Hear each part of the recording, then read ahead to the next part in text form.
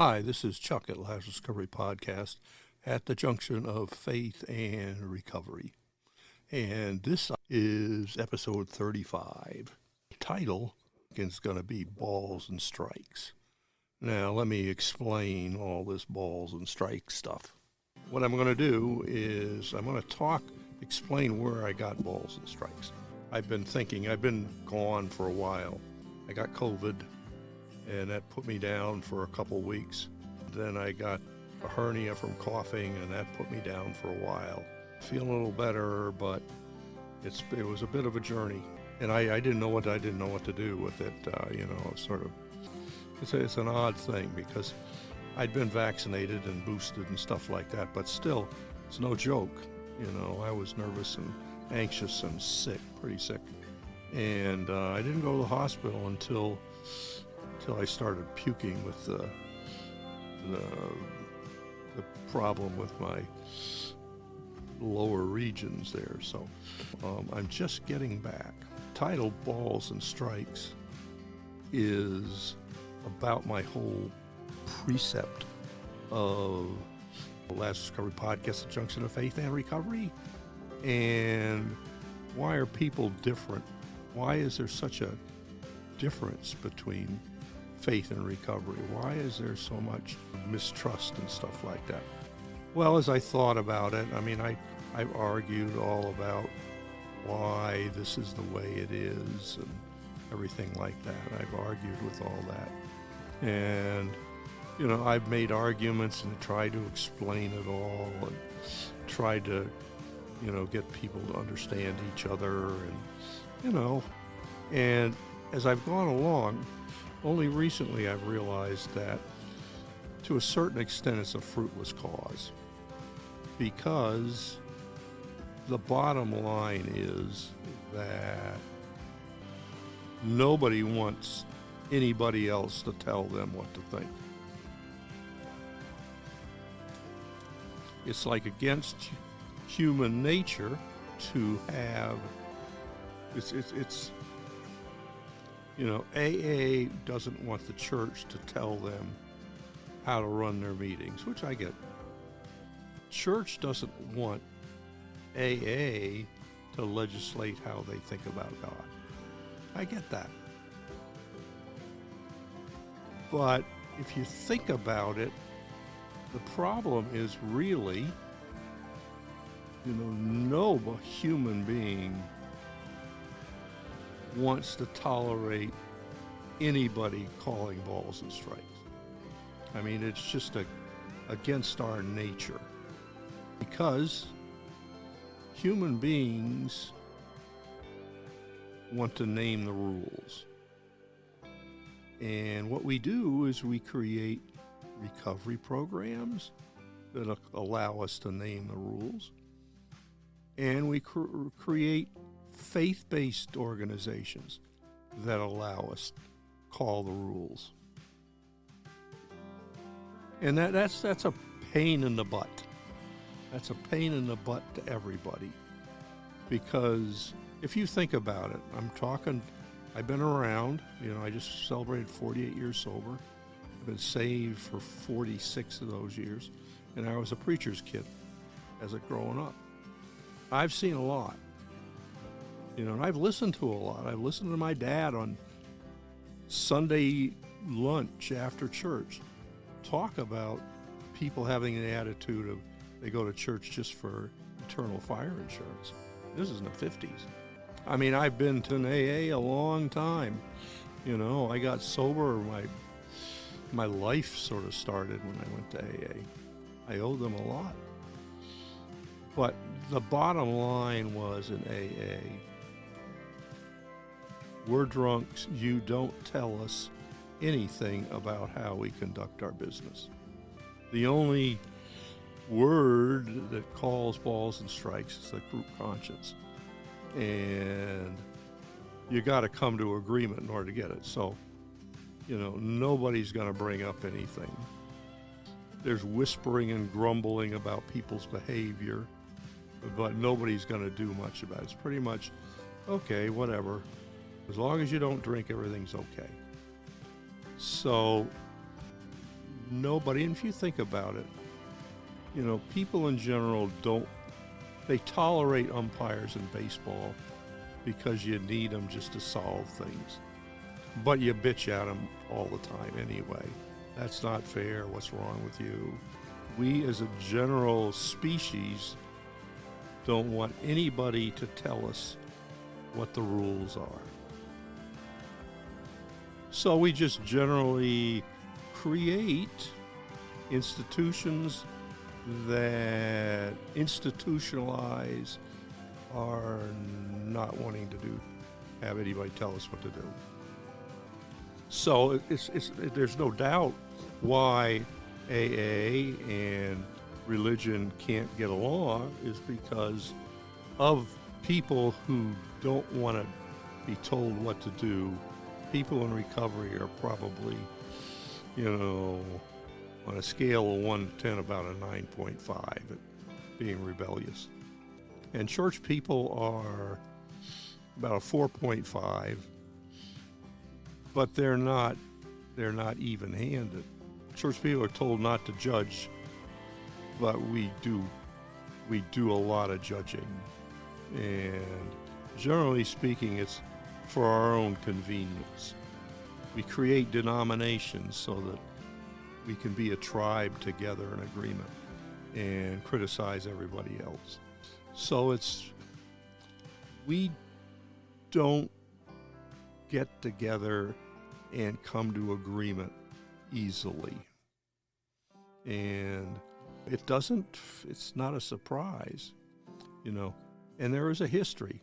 It's not in baseball, but it is around that people that call balls and strikes, generally had poor outcomes. The Bible records says that, and the Lord talks in the Bible, you killed the prophets. That was a famous speech in the Bible that got the guy that said it stoned. You stiff-necked people, you killed the prophets because they said stuff you didn't want to hear.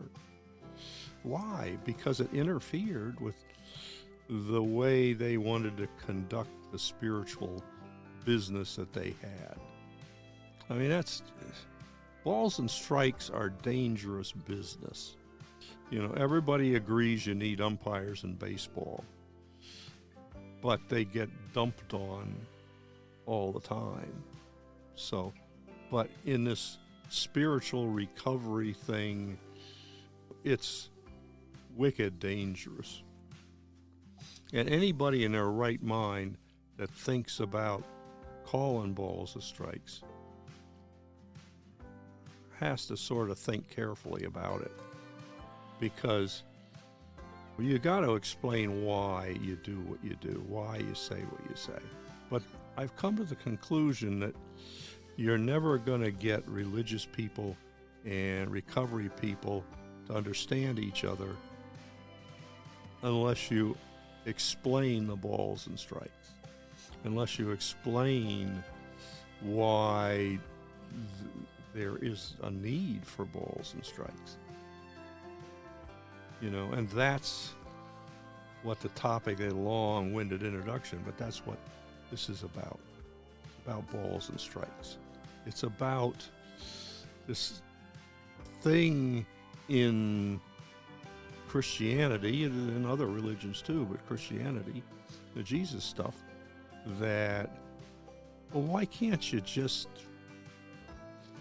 be easygoing? Why can't you just say that, everybody has a good conscience and the best they come up with is good for them. And God is completely content with the best you come up for yourself. And there are wings of the Christian church that are basically completely committed to that. In a nomenclature's progressive Christianity. Basically, it's, God's good with it. God's good with it. I mean, it is very attractive. There's no There's nobody to call balls and strikes except to say, attaboy, that's good. You get a trophy for participation. But then there's the other sides that are like politically insane, and that's a bit of a problem too. But let's look at balls and strikes. What is wrong with that? You can't tell me. You're just saying, that's not true. It is absolutely true. Absolutely true. If somebody comes and calls balls and strikes, in the old days, they end up bad. John the Baptist called balls and strikes. And, he basically said, hey, you're wrong because according to Jewish law, you can't take that lady as your wife. And Herod sort of liked John the Baptist, but his wife, not so much, because John the Baptist was basically calling her a two-but that Herod should not have taken her as his wife. So the wife was upset, and she worked it out that her daughter would trick Herod into beheading John. And Herod was no wonderful person. It's like he didn't want to do it, but he was afraid what the other people would think. So he just had John's head chopped off. Wasn't a great hero, but the point is that John the Baptist took it upon himself to call balls and strikes. What you're doing is not right, Herod. And Herod said, well, I can do whatever I want, and I'm going to chop your head off. That's an incentive not to call balls and strikes. That's the way it is. Why? Why is it? You say that's not true. It is absolutely true. Absolutely true. You and AA and secular recovery. So that's where balls and strikes were for them. For recovery people, nobody tells them how to do their program. For religious people, no denomination but theirs has the right answer. And as sick as they can get, they're right and everybody else is wrong. I mean, you can't get agreement among denominations. But they will not allow anybody to call balls and strikes on them.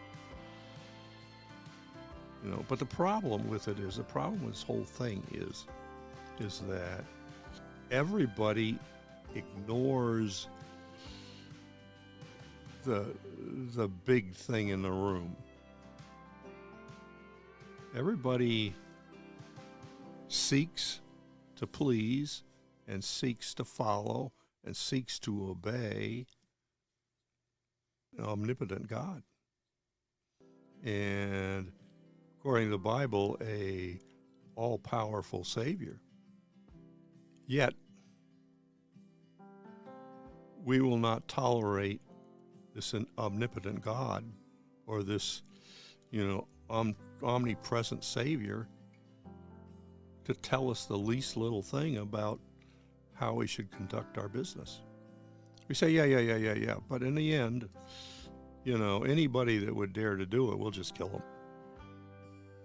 Or at least trash them. So balls and strikes are dangerous. And why is that? As religious and as patriotic and politically correct we are, as sure of ourselves and our theology as we are, we have a flaw. And the flaw is the flaw that's always been there. You know, we only worship a God who is acceptable to us. This is the issue. It's always been an issue. You know, we're in favor of what we're in favor of, and we're opposed to what we're opposed to. You know, you say, well, that's not true. Yeah, it is true. You know, because, you know, for recovery people or for Jesus people or for whatever, we're completely set and we don't want to change. And the problem with that is for both groups is that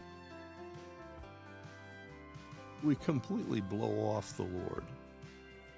We just completely, you know, it's like God's opinion is immaterial. We claim our sanctity as far as his opinion. But, you know, it's just like back in Old Testament times. Actually, it was a New Testament person that, you know, was martyred. You've always killed the prophets.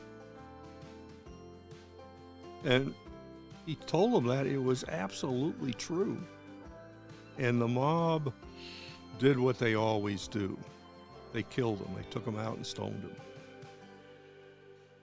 We kill those that come to tell us the truth. So, but somebody has to do it. And I don't want to be that guy. So what I'm going to do is I'm going to do it in a snarky way, because I'm basically a snarky person.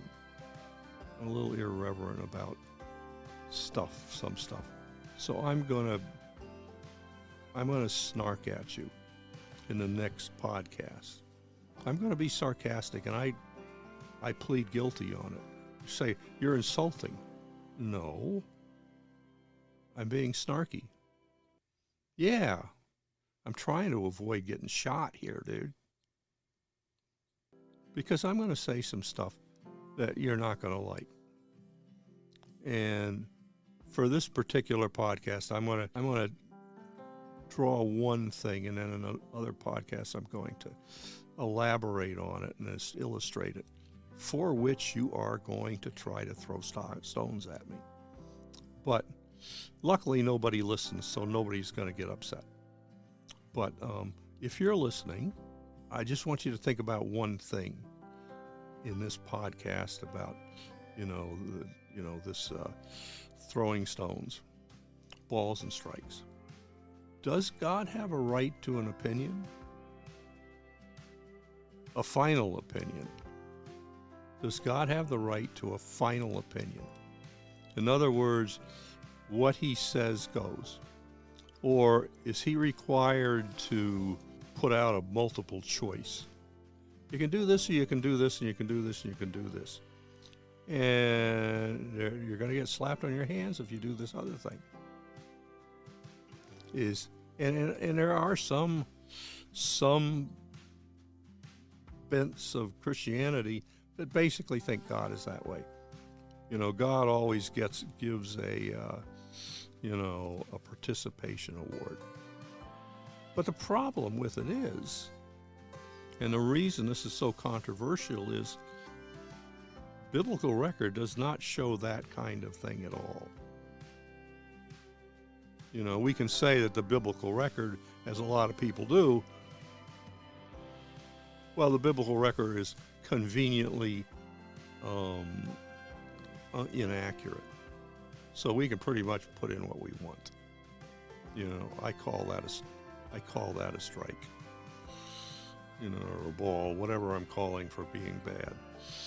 That's not, no, that's, if God says I'm saved by grace through faith in Jesus, that better be true, or my life is just not going to happen the way I think it is.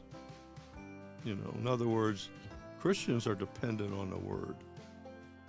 You know, that's the difference between recovery and and faith in some.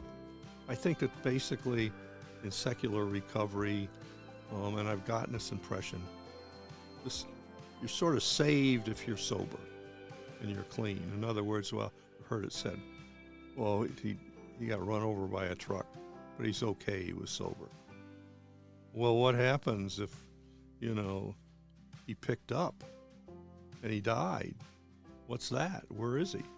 Well, it's okay because he was trying, or he was a suffering addict, so somehow that's okay. And then this is where you're going to get killed, because you're saying that the people that died of active addiction, are not safe. And I don't like that, because I ran a sober house. People died, good people died of addiction. And it's horrendous. It's just absolutely horrendous. And I'm put in a difficult position of saying, I sort of like the AA way, you get God takes care of everybody. Well, if you're a Bible person, that's not necessarily the way it's written. So you're put in an unenviable position of saying, no, you need an act of faith in Jesus to be safe, which is Bible. But that makes you an enemy of everybody else. Now, you can go progressive Christian and say, basically, do an Oprah Winfrey or something like that, or anybody like that. Salvation by complete fiat. That's not Bible. So you can see where the differences are. I mean, recovery people have a theology all their own, and they don't pay much attention to it because they don't want to get caught in a position of calling balls and strikes. It's much more convenient to be, hey, it's okay, it's good, because it is excruciating to come up with a biblical description of the higher power, to come up with a biblical understanding of who Jesus is terrifying. And for good reason, John the Baptist got beheaded. And for a good reason, not a right reason, but a good reason, the outcome of the disciples was overwhelmingly violent. I mean, it was no, when Jesus said, take up your cross and follow me, he was not joking, because the disciples' job was to proclaim Jesus and call balls and strikes. That was their job. And they did the job. And the overwhelming percentage met violent ends, because nobody wants anybody to call balls and strikes. Nobody does. And if you wonder what's going on between the junction between faith and recovery, it is all about the balls and strikes. Everything is about that. Everything is about how you call the spiritual balls and strikes. It is the biggest deal. Try to do let's look at it together. Let's understand each other. But now I'm understanding it's a fruitless cause. Because there's a war going on between the literalists and the people that just sort of, can't be that way. This whole God, Jesus thing can't be that way. He can't be that way. So we can pretty much do what we want to do. And because he's God, he's obligated to be nice to us. That's not exactly biblical. And hence the problem. Balls and strikes, balls and strikes, balls and strikes. That's what I'm going to be talking about, and the rationales for all this in the next podcast. And I'm fortunate nobody listens. But if people are listening, they're going to be upset. If you're upset, express your opinion. I'll answer as best I can. But it's not an easy thing. I don't like the balls and strikes the way they're written in the Bible. I don't like them. I'm a human being. I don't like them. I don't like what God says about himself. The one thing I like about what God says about himself, that by some sort of miracle, you're saved by grace and through faith. That is awesome news. Salvation by grace through faith. That is the whole game. Because we certainly are not particularly efficient followers and obeyers. You're saved by grace through faith. There is no way any of us are safe without salvation by grace through faith. There's no performing. Nobody walks as perfectly. Nobody obeys perfectly. Nobody sacrifices perfectly. Nobody is perfect in their spiritual practices. Nobody. We are the best of us are wretched sometimes. The best of us fail miserably sometimes. The best of us. And yet, salvation by grace through faith, lest any should boast. And we have nothing to boast about. So this is the introduction to the series. Balls and strikes. And I promise you, I'm going to say some stuff that is going to drive you nuts. Absolutely, radically nuts. And I'm sick enough to enjoy it. So this is balls and strikes. And I covet your prayer. If by some sort of miracle you want to comment, feel free. I'm not expecting a lot of yay rah, but, the thing is Jesus is the ultimate umpire, and he ultimately calls the balls and strikes on all of us. He's the guy that says okay when we get done. And it seems absolutely ludicrous to me that we would consciously blow him off. It's like, that is wicked stupid. So, think about that. He's the final umpire. He calls the balls and strikes. And if he calls you out, you're out. You're done. You're toast. Well, actually, you're a marshmallow. I believe the book because the guy that wrote the book has been very reliable for me. I'm 48 years sober, not by any wisdom on my part, but by grace from him. So I have to, if he says it's a strike, I have to say it's a strike. And that's what I'm going to do. I'm going to call the balls a strike. Not because I'm wise, it's because I trust him to be wise. So, this is Chuck at Lazarus Recovery Podcast. Hopefully I'll be back next time, and we'll talk about this. It's Chuck at Lazarus Recovery Podcast at the Junction of Faith and Recovery, and you all have a good night. Thank you. Bye-bye.